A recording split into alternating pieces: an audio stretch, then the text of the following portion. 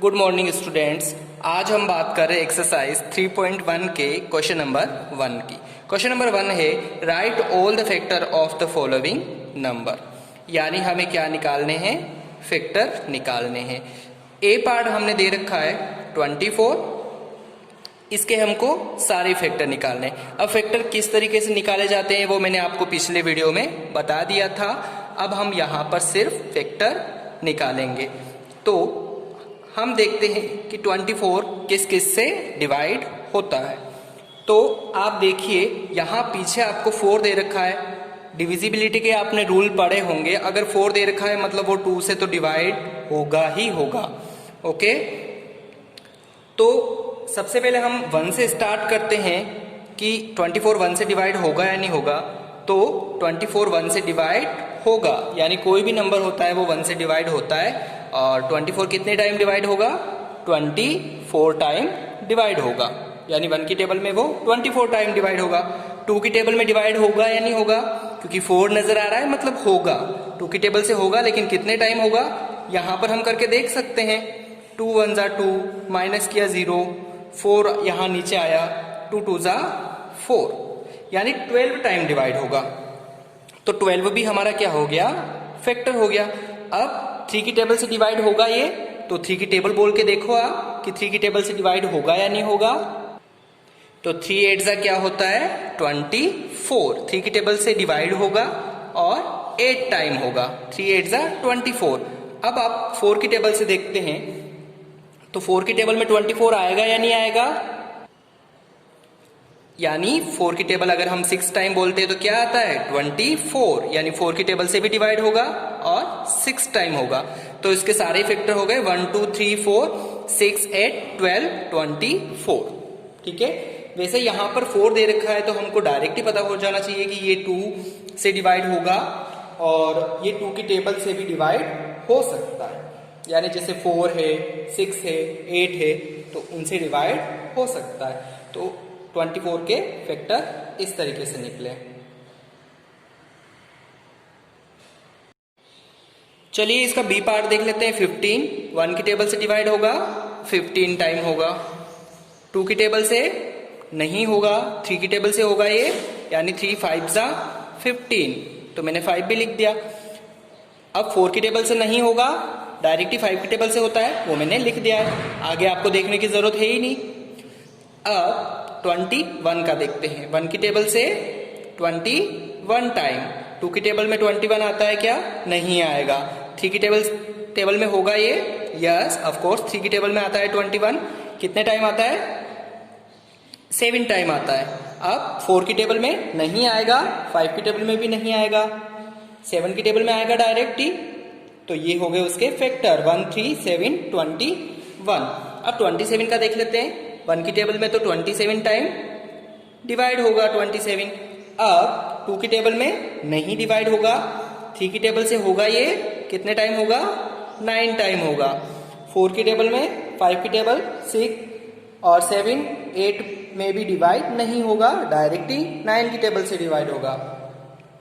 अब 12 का देख लेते हैं। 1 की टेबल में डिवाइड होगा 12 टाइम, 2 की टेबल से 6 टाइम, 3 की टेबल से ये क्या होगा डिवाइड होगा, कितने टाइम होगा 4 टाइम होगा। तो ये इसके फैक्टर हो गए 1 2 3 4 6 12, यानी 5 की टेबल में 12 नहीं आएगा। अब 20 का देख लेते हैं हम। 1 की टेबल से 20 टाइम, 2 की टेबल से 10 टाइम, 3 की टेबल में नहीं होगा, 4 की टेबल में 5 टाइम, 6 7 और इनकी टेबल में नहीं होगा, डायरेक्टली 10 की टेबल से डिवाइड होगा और फिर 20 की टेबल से। तो इस तरीके से ये एफ पार्ट तक इसके फैक्टर निकल चुके हैं। अब जी एच और आई पार्ट देख लेते हैं। चलिए इसका जी पार्ट देखते हैं। 18 1 की टेबल में 18 टाइम, 2 की टेबल में 9 टाइम, 3 की टेबल में 6 टाइम और 4 की टेबल से होगा नहीं होगा, 5 6 की टेबल में होगा, 9 की टेबल में होगा और 18 की टेबल में होगा। अब 23 आप देखिए किस किस की टेबल में आता है। एक तो आता है 1 की टेबल में और दूसरा आता है 23 की टेबल में। बस अब आ गया हमारे पास 36। 1 की टेबल से होगा कितने टाइम होगा? 36 टाइम होगा। अब 2 की टेबल से डिवाइड होगा? यस होगा, क्योंकि यहाँ पर 6 दे रखा है। लेकिन कितने टाइम होगा तो हम डिवाइड करके भी यहाँ पर देख सकते हैं 2 से। तो 2 से हम डिवाइड करके देखते हैं तो 2 1 ज़ा 2 -1 6 यहाँ नीचे आया तो 2 8 ज़ा 16। परफेक्ट डिवाइड हो रहा है, मतलब 2 और 18 उसके क्या हो गए? फैक्टर हो गए, 2 और 18। अब 3 की टेबल से होगा ये? यस, 3 से भी अगर हम डिवाइड करके देखते हैं तो ये हो जाएगा। और कितने टाइम होगा? 12 टाइम होगा। अब 4 की टेबल से, 4 की टेबल में 36 आएगा। यस, 4 की टेबल में कितने टाइम आता है? 9 टाइम आता है। 5 की टेबल में 36 नहीं आएगा। अब 6 की टेबल में आएगा, ये कितने टाइम आएगा? 6 टाइम आएगा। तो 6 की टेबल में आ जाएगा। अब 6 टाइम आ रहा है, मतलब हम 6 को रिपीट नहीं करेंगे। यानी मैंने पहले ही बता दिया था किसी भी नंबर को हमको रिपीट नहीं करना है। तो इसके फैक्टर हो गए 1 2 3 4 6 9 12 18 और 36। क्वेश्चन नंबर सेकंड है राइट फर्स्ट 5 मल्टीपल्स। यानी इनके क्या निकालने? हमको 5 मल्टीपल्स निकालने। और फर्स्ट 5 मल्टीपल्स यानी फर्स्ट से 5 मल्टीपल्स निकालने। तो मल्टीपल्स यानी उसकी क्या हो गई? टेबल हो गई। तो 5, एक तो 5 हो गया, फिर 5 को 10 15 20 और 25, ये उसके क्या हो गए? मल्टीपल्स हो गए। इसी तरीके से 8 का निकालेंगे, 8 और 40। इसी तरीके से 9 का निकालेंगे,